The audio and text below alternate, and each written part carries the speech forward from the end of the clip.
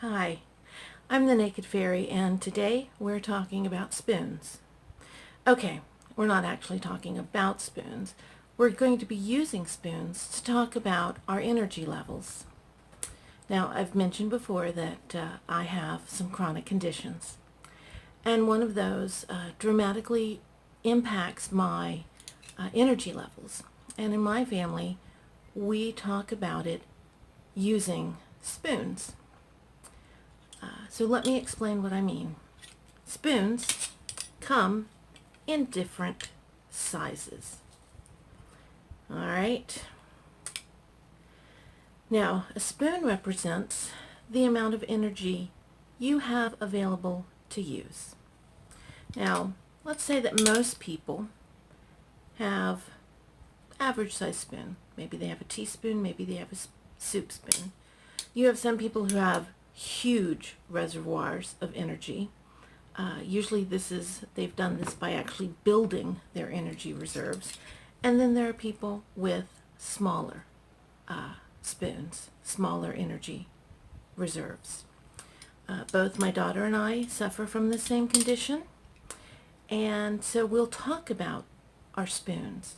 Not only are spoons different sizes, but you have different numbers of spoons.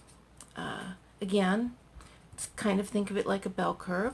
Most people have a range of spoons, and some people have more and a few people have less. But you have spoons. Now, to complicate it further. Okay, we already have different size spoons and we have different numbers of spoons. But how fast our energy goes out of the spoons also varies. So imagine that this is a spoonful of sugar.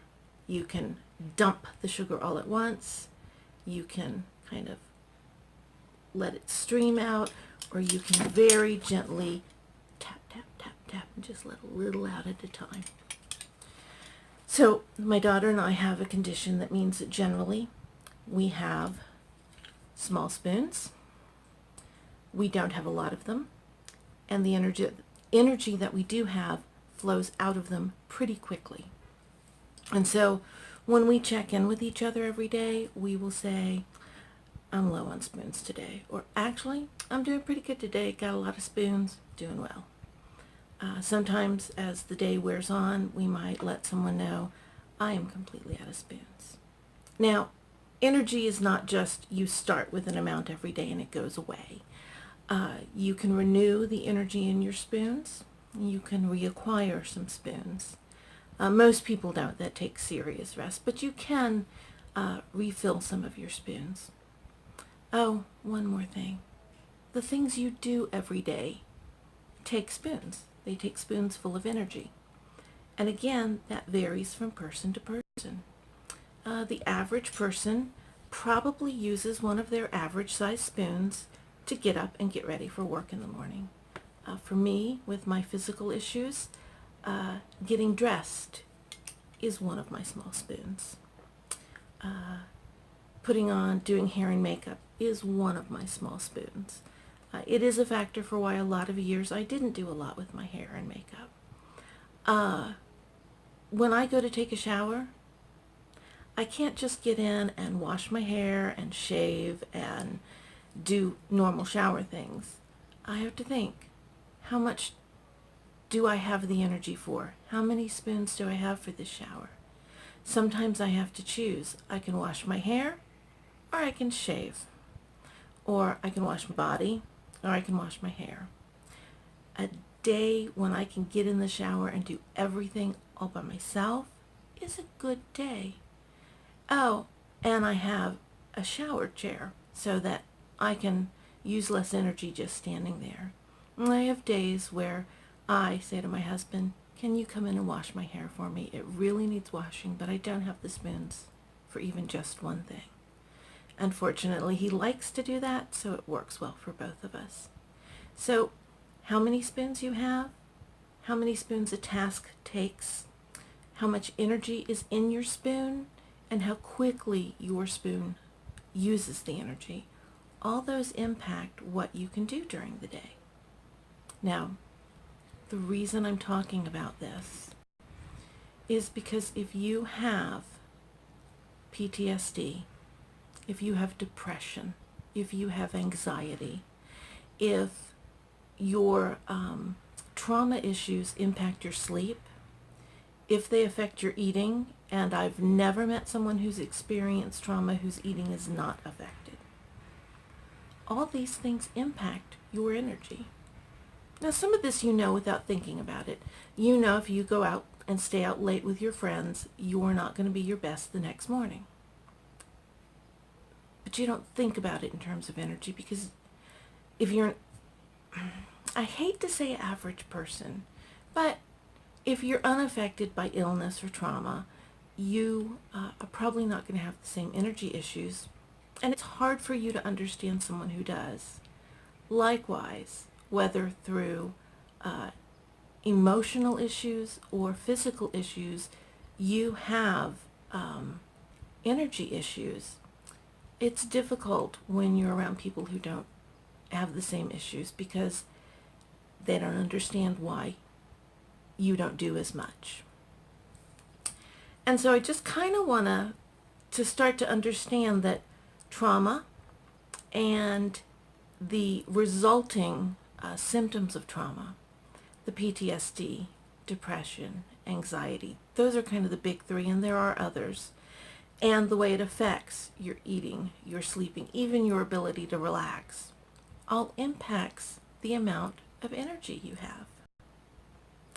I grew up with a high energy mother, and my energy issues started in my mid-teens, and I've been told for most of my life that I'm lazy, that I don't try hard enough, that if I would just dig in, and it's difficult. I also grew up with a mom that tried to do everything. The neighborhood I grew up in had about 100 families, and of those 100 families, 3 mothers worked, and my mom was one of them. My mom was a registered nurse, and from what I can tell and what I remember, she was a good nurse, and that's not surprising. My mom's pretty much good at anything she puts her hand to. But she not only worked full-time, and she was active in the church, but then she expected of herself to keep her home in the pristine condition that the stay-at-home moms did. And I really believe, and again, this is never an excuse. This never makes it okay. But I really think that some of my mother's issues that made her fly off the handle and get physical with me would have been avoided if she simply wasn't exhausted all the time. And growing up, I saw this. My mom would get up early. She'd get a lot done before work. She would work. If she was working a day shift, we would have a full dinner sitting on the table. If she was working evening shift, then my dad would do it, and the meals were much simpler. My dad didn't expect himself to come home from a full day of work and cook a big meal. I have to tell you that I loved the evenings with my dad. They were a lot more relaxed. We had treats like macaroni and cheese and hamburger. And he would often take us out to the airport. Those were the days where you could go and literally stand on the other side of the fence by the runway to watch the planes take off and land. And I loved those evenings. When my mom was there, I always enjoyed downtime with my family. I loved weekends and holidays, but especially vacations, because my mom was relaxed then. But by the end of the average day, my mom, the minute we sat down as a family to watch TV together, my mom immediately fell asleep. It was something of a joke in our family that, mom fell asleep and had never seen a movie or television show all the way through. But it was also kind of sad. And my mom, I don't think she ever got the correlation between the choices she made and things like that. When I had my daughter, like I said before, I was a very conscientious mom. I held her through every feeding. I never set her down with a bottle. I was totally focused on doing what was best for her. I really wasn't as conscious of it then, but I knew I was not altogether there when it came to relating to my child, but I was going to give her the best physical care I can. And I did. But when my mom came to visit, it was interesting because she would compliment me on what an excellent mother I was. She would compliment me on how wonderful it was that I took the time to do these things with my daughter. But then she would say, I just don't understand how you can go to bed and leave dishes in the sink. And she didn't see a connection that all of us, whether we have a lot of spoons or a few, whether our spoons are big or little, whether our energy goes out fast or slow, all of us are not unlimited in our energy. We all have energy limits. And when we push those energy limits, we do harm to ourselves. And when we do harm to ourselves, ultimately that bleeds onto the people around us. But she never saw that. She would push herself to exhaustion, and then life got unpleasant. So I need you to keep this in mind, that while you're dealing with these issues, it's going to affect your energy. If you have kept these issues stuffed down, it takes energy to keep things stuffed down. But when they come out, it takes energy to deal with them. If you've never gone through a therapeutic process, if you've never really faced these issues head on, there's a learning curve as you develop your toolbox and you learn what you need to know to heal and take care of yourself. If you've been injured, it takes energy to heal. As my daughter very sternly reminded me this weekend, no, Mom, I get that you don't feel like eating because you're hurting, but your body's healing and it needs extra energy. You have to eat dinner. It's never fun as a parent when your children repeat the lessons back to you. But she was right. Whether you're healing from physical hurt or emotional hurt, it takes energy. It's going to use some of your spoons. And since you're not suddenly developing more spoons, you need to think about where the energy is coming from. Do you need to change some habits? Do you maybe need to clean a particular thing less? Do you need to eat better so that you have more energy from your food? Do you need to try to be extra careful from your sleep? Maybe you need to go to your doctor and say, I'm dealing with some issues now and I'm having trouble sleeping. Is there something that can help me? Every December, I go to my doctor and request chemical assistance.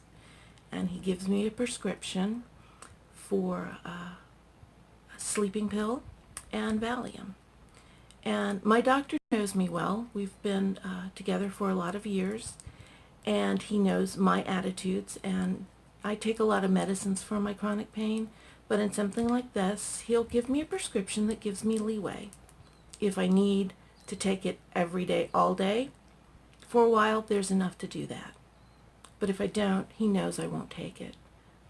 I have a few days in December, the days around the anniversary of when everything started, that I pretty much take the Valium to the prescribed hours. Most of the time, in those hard times, in the evening, which is night's my bad time. I quit sleeping when things get bad, and that's every December. This year it didn't start till mid-December. This year, since I'm not working set hours, I decided to not fight that battle, to not use the energy to make myself sleep according to other people's schedules. And I'm doing that now. At 2 a.m., while everyone in my family was sleeping, I was actually working. And at 4 a.m., while everyone was still sleeping, I got up and changed the cat box and took out some trash and did a little bit of straightening around the kitchen. Again, I'm doing the same amount of stuff. I'm just doing it on a different schedule because that keeps my energy. If I try to make myself work during a normal daytime schedule when I haven't slept, ultimately I'm going to suffer and everything around me is going to suffer. So think about the energy that you are using to deal with recovery and healing. And it's tempting.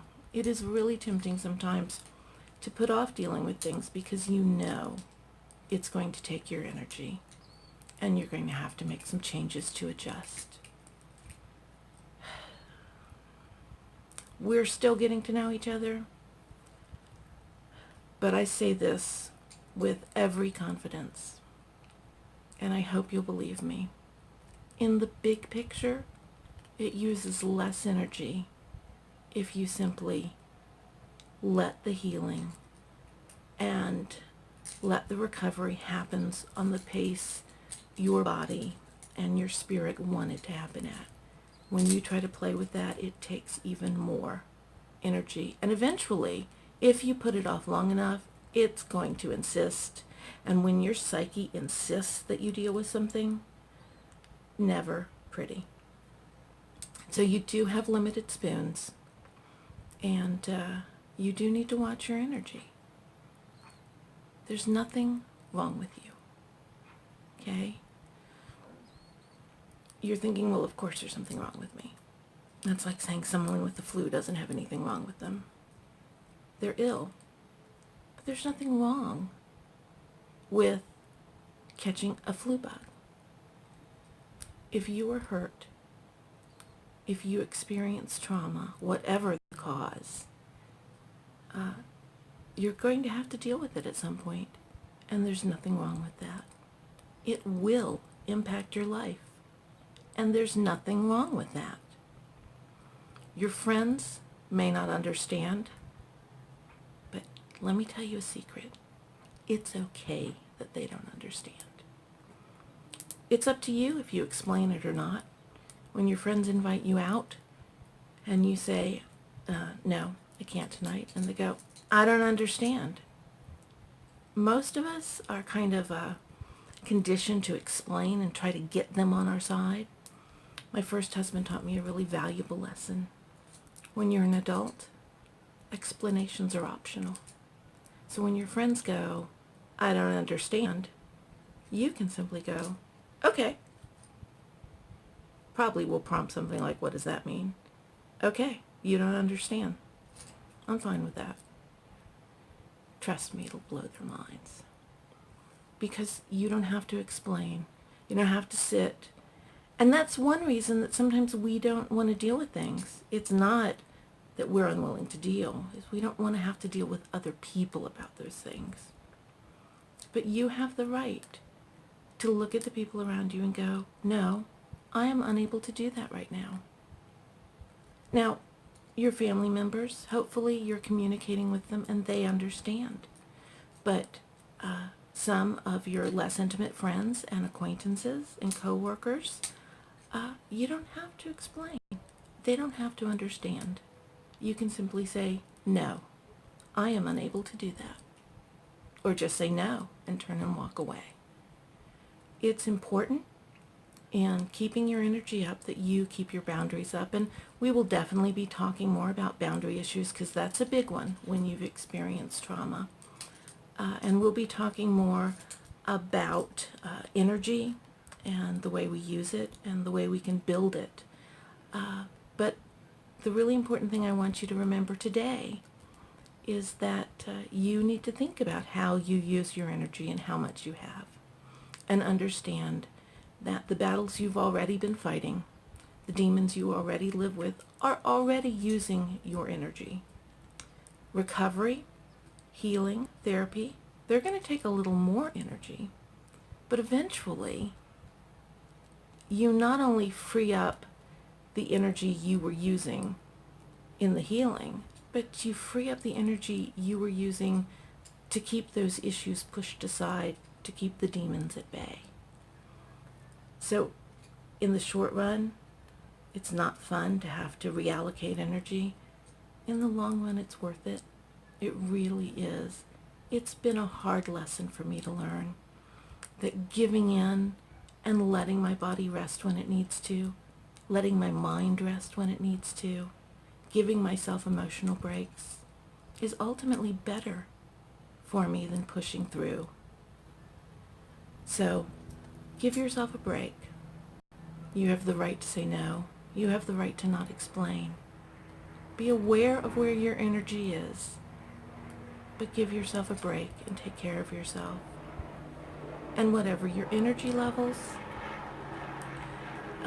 wherever you are spending your energy, always remember, clothing is optional, but consent is not.